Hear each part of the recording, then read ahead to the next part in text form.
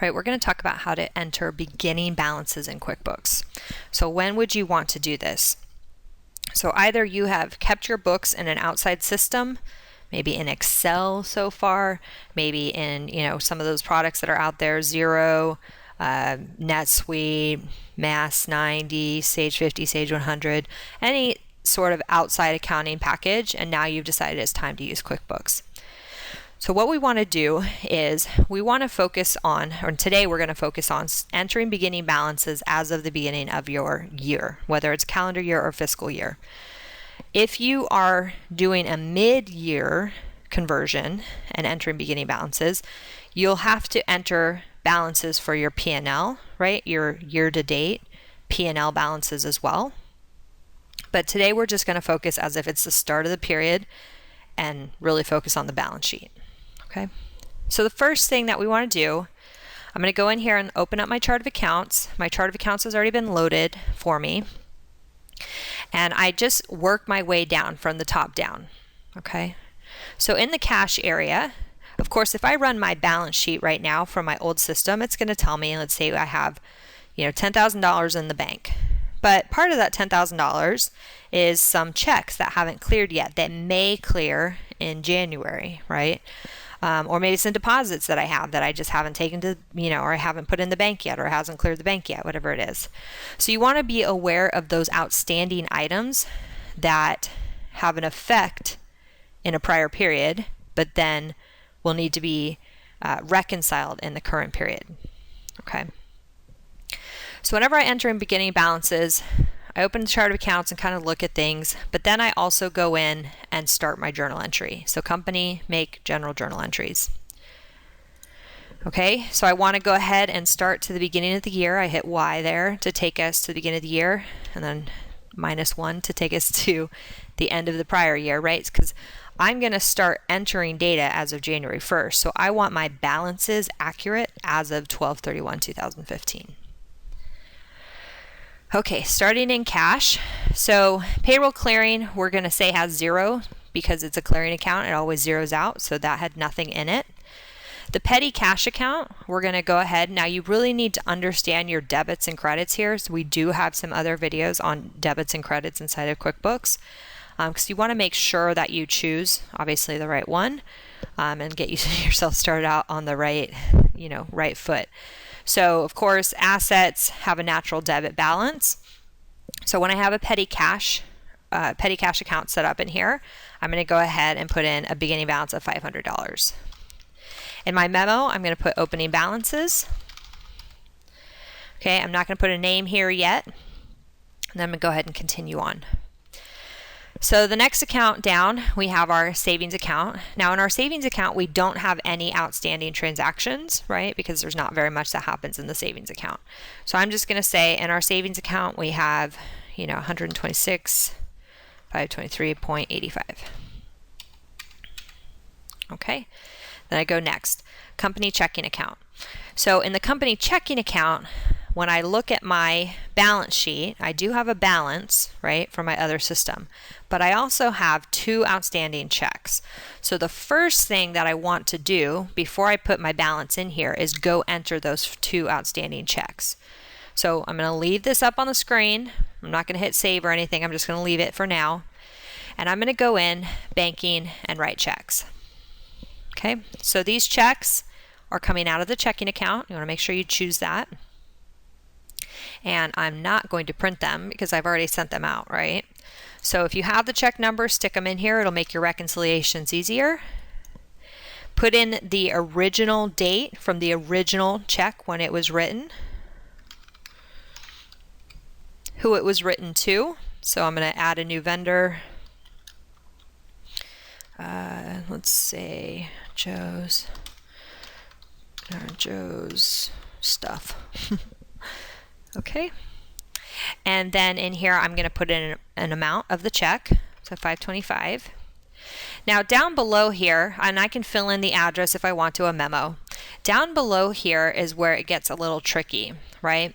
So you don't want to put it to the expense account that you used originally, right? Because you already expensed it, you already put it to an expense in your old system. So where you want to stick it to here is actually opening balance equity, okay, which should be an account on your chart of accounts.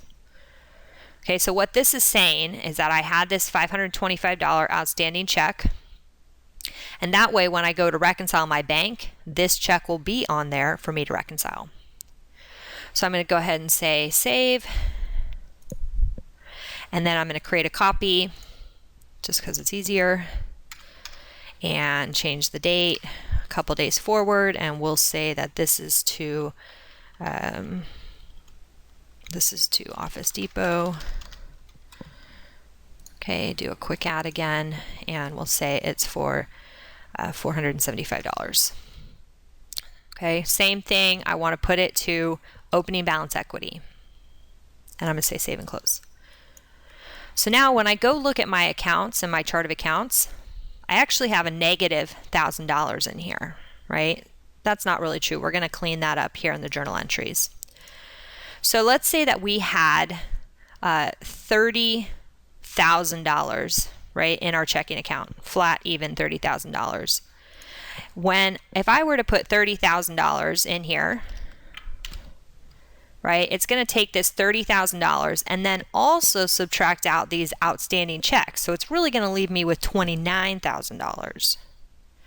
So in order to do this correctly, I have to make sure that all my outstanding checks and my outstanding deposits are in there, look at my balance total, and then make sure to adjust my journal entry here, right, so that it has the correct total. So I'm going to put in 31,000. Because it's going to take 31,000 minus the $1,000 that I have in there in checks, and it'll leave me with the balance I want, which is $30,000. All right, continuing on past cash. So next we have accounts receivable. So accounts receivable balances we do not want to put in a journal entry. Okay, usually it's very rare that you're going to see any journal entries having to do with accounts receivable. So the way that we want to post this in here, just so that we can proceed, is we're actually going to create an account called AR Clearing. Clearing, if I can spell. Okay, and it's going to be an other current asset account type. Okay, and you can give it a number if you want to. Really, this AR Clearing is a very temporary account for us.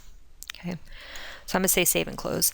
Now in AR Clearing, we're going to put in our AR balance from our other system. So let's say we have an AR of $40,000.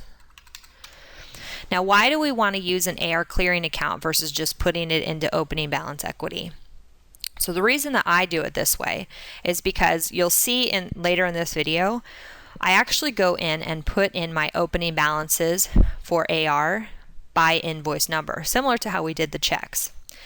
And I want to offset it against this AR Clearing account, because what that'll do is, let's say on our balance sheet we have $40,000 in accounts receivable. Okay, then when I enter in all of my AR details from my AR detail subledger, I have $38,000 in accounts receivable. Right, so there's a $2,000 difference because of something that we haven't reconciled in our old system.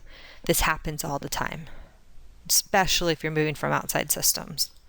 Okay, so running it through this AR Clearing allows me to see that variance for just AR, right? If I stuck it in opening balance equity with everything else, then I would kind of have to really do some digging to try to figure it out. So strongly recommend setting up AR Clearing, and you'll see it get zeroed out in a little bit.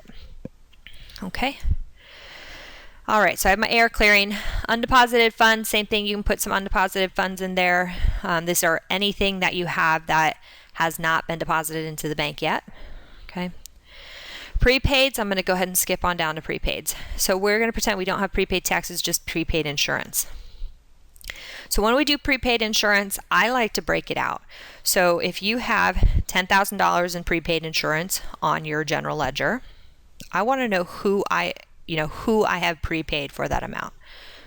So instead of just putting in here $10,000, I'm going to put in here $8,000, and this is going to go to State Farm. And I'm going to do a quick add the vendor. And then I'm going to say prepaid again. And I have $2,000 in prepaids. And this is tied to,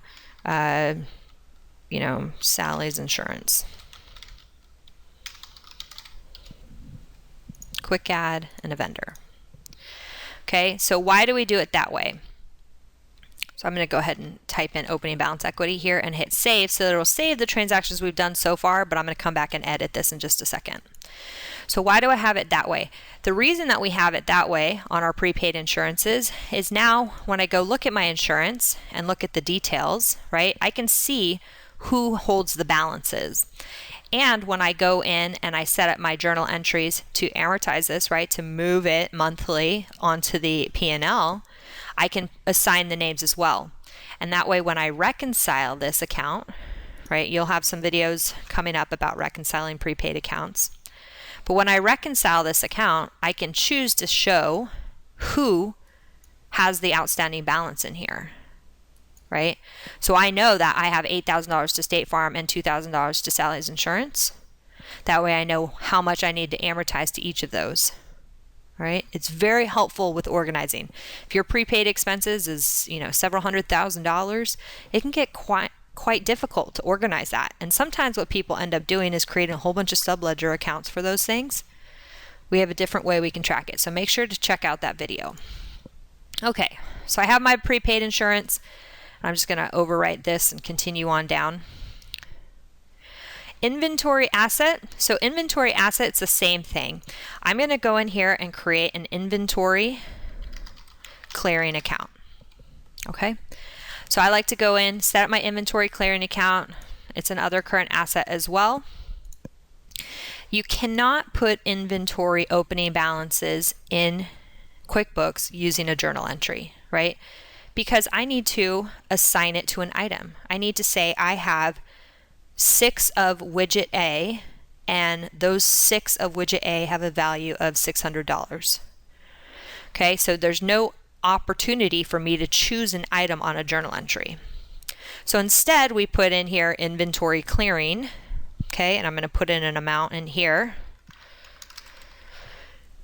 And then that way, when I go put in the details, so the total item quantity and the total item values, it'll offset this clearing account.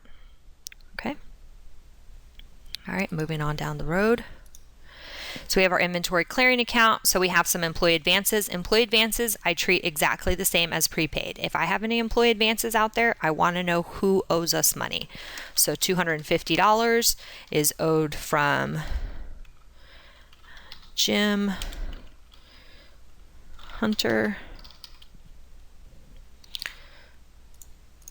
Okay, and then I'm going to say employee advances again, and we have $500 is owed from Laura.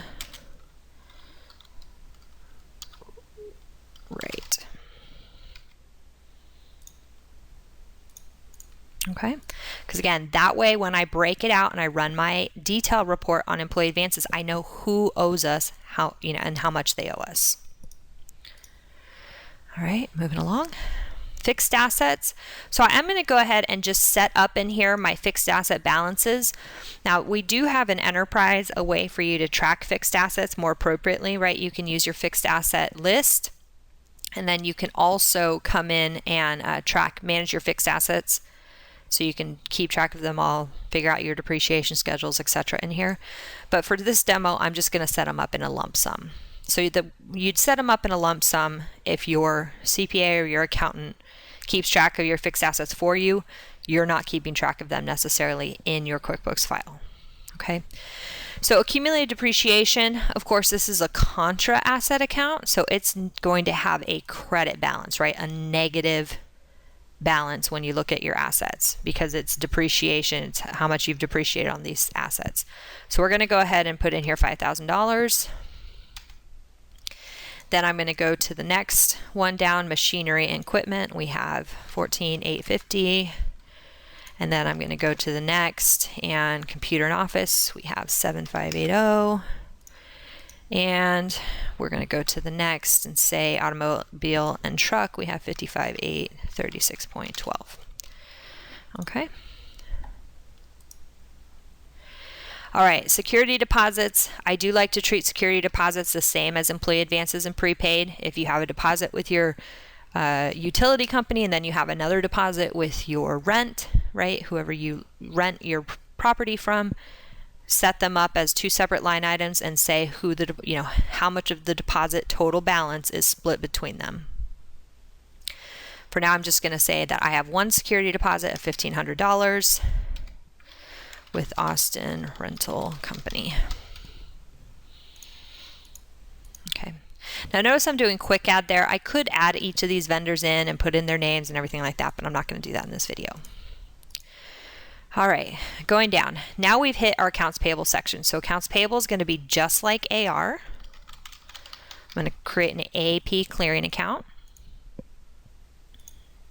And it's going to be an other current liability.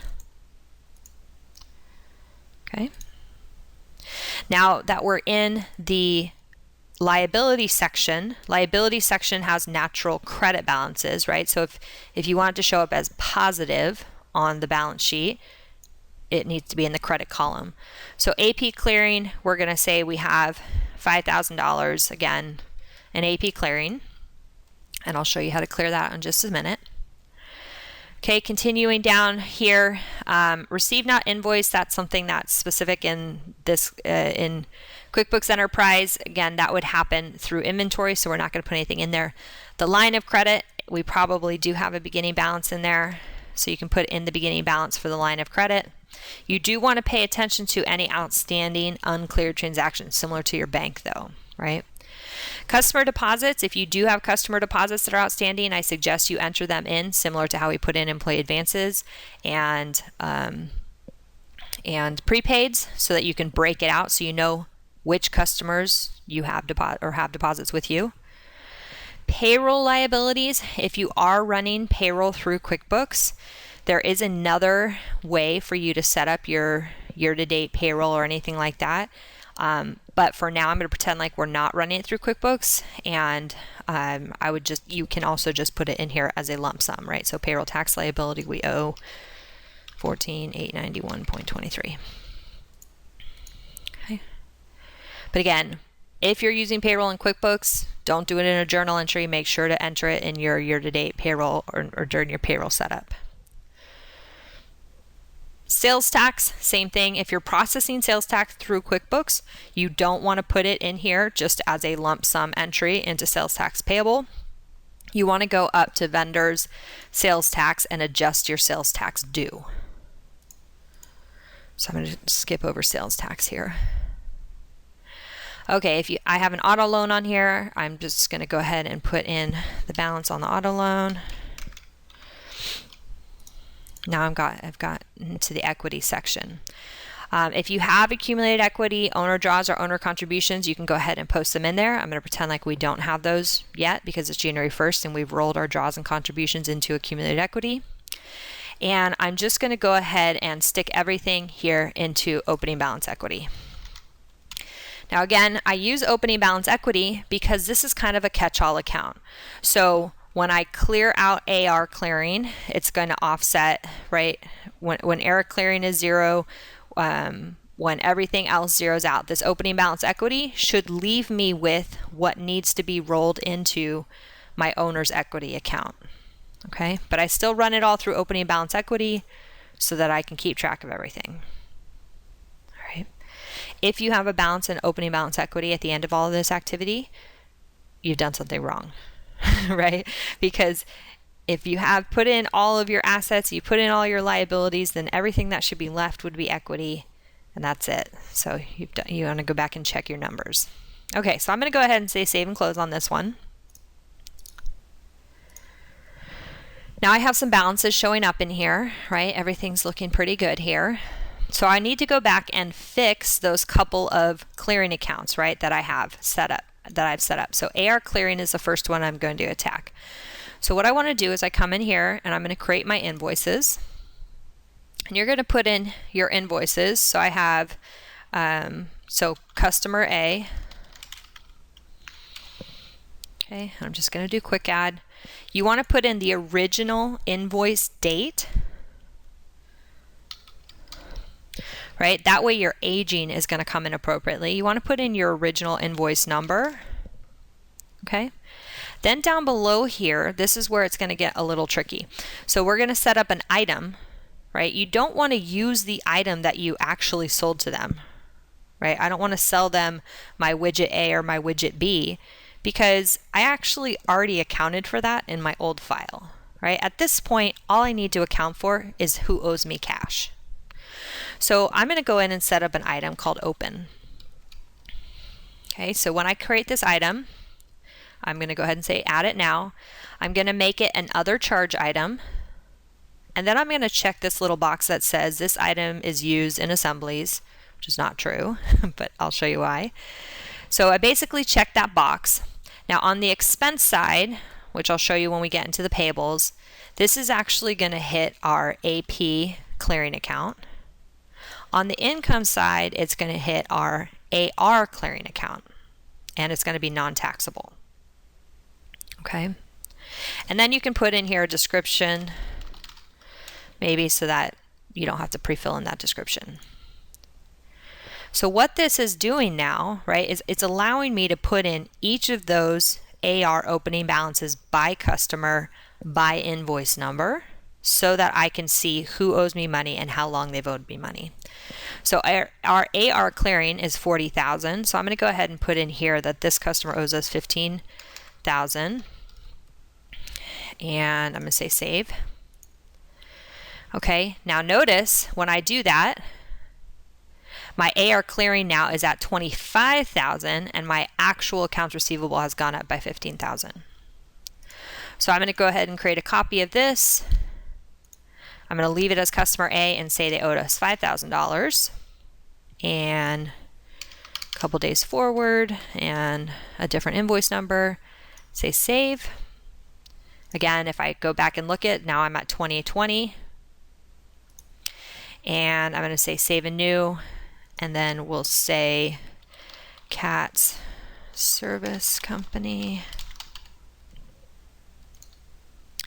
Okay, so I'm going to give it a different date and a different invoice number and use open, and they owe us $12,000.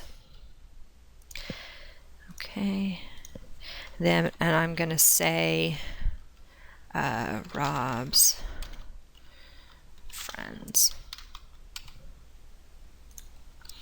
All right, again, later date, later invoice number, and you can fill in some other information in here if you want. It's really not that important, right? Because all I care about is how much do they owe me.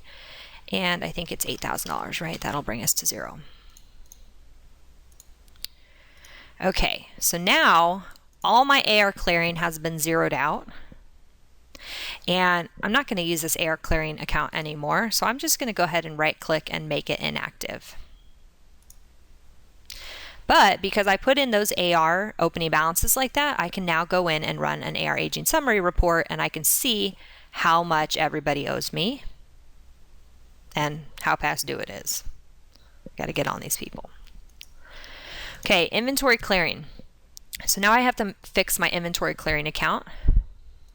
So there's two ways you can do this.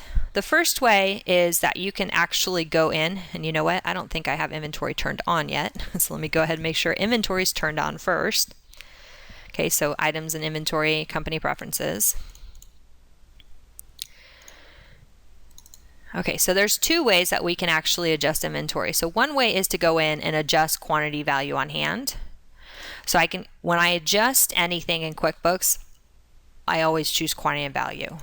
I don't know why we just do quantity or just do value, because I want to be able to see if I'm adjusting the quantity, what is the value that's going to be adjusted. So quantity and total value can be adjusted, and then of course I would choose my inventory clearing account as my offset. And then I can add my items in here. So widget A, it hasn't been added yet. I'm going to add it as an inventory part, right? And you fill out all the information for the inventory parts. and I'm going to say I have a quantity of 10, and the new value is $10,000. And then I have widget B. Let's say yes, inventory part. Okay, and I have 2 at $2,000 value. So this is one way to enter it in. When we enter in beginning balances for our customers, we actually don't enter them in this way because usually our customers have a very large inventory list. And importing into the adjustment here, it's actually quite difficult when you import into it because the import tools that are available out there and how QuickBooks allows us to import into this type of transaction can be quite difficult. Okay, so this is one way. If I hit save here, it would adjust out my inventory and adjust up my quantity on hand. So doing it manually, this is just fine. If we're importing it in, I do suggest actually doing it as a bill, and we make it a $0 bill. So on the bill, I make the inventory vendor inventory, right? Just create a silly one that I'm going to get rid of later. I put in here widget A, same thing, quantity, amount $10,000.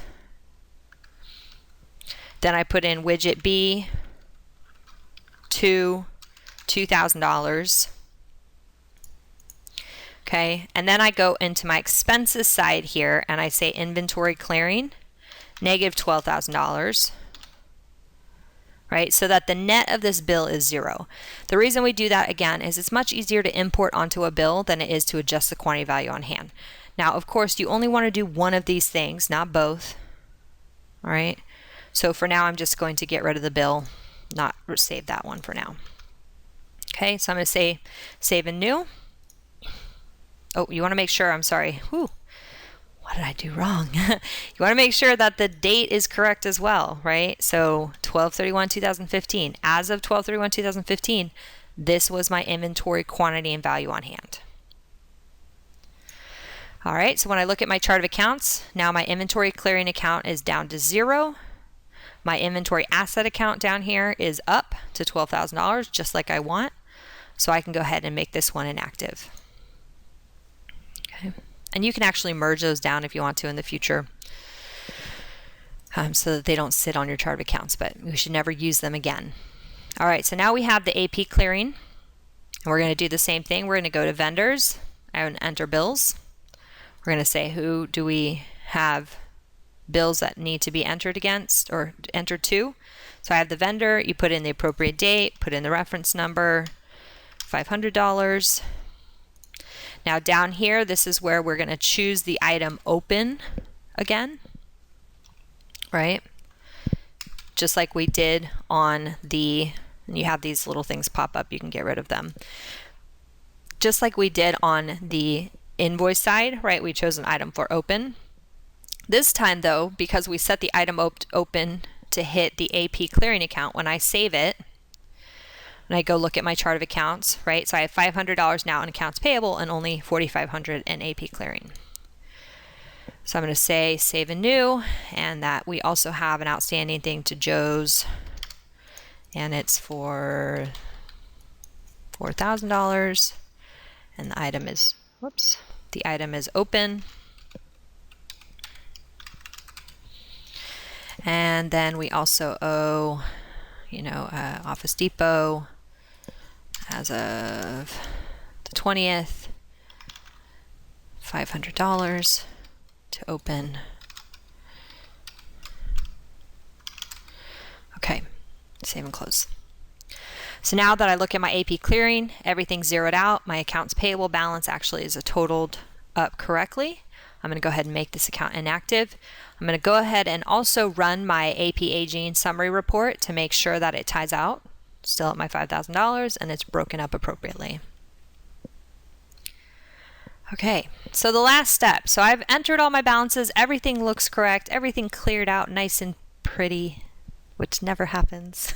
So if your AP clearing or your AR clearing accounts don't clear out really pretty, give us a call. We can help you out. So now I have this balance sitting, opening balance equity of $215,000 for 1874. Now on my balance sheet again, that should then tie out to my retained earnings balance or my accumulated equity balance.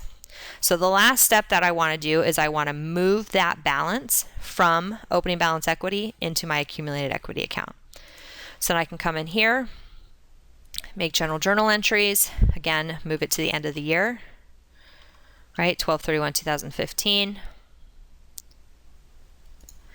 Now in zeroing out an equity account, right, so equity holds a natural credit balance. So in order to zero out the equity account, I need to go in and put in opening balance equity.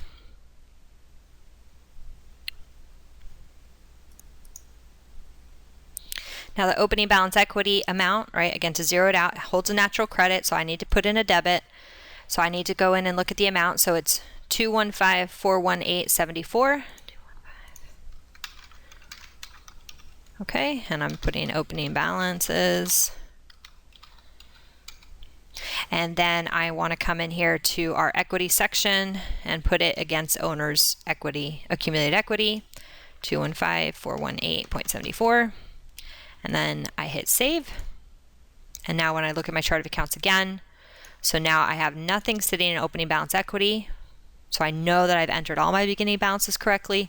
Everything's sitting here in my owner's equity. So now when I go in and run a balance sheet, right, as of 12/31/15, this should tie out to our balance sheet that we have coming from our other system. So it's a little bit of work, not too bad. If you need help, definitely give us a call. But that's how you enter beginning balances in QuickBooks.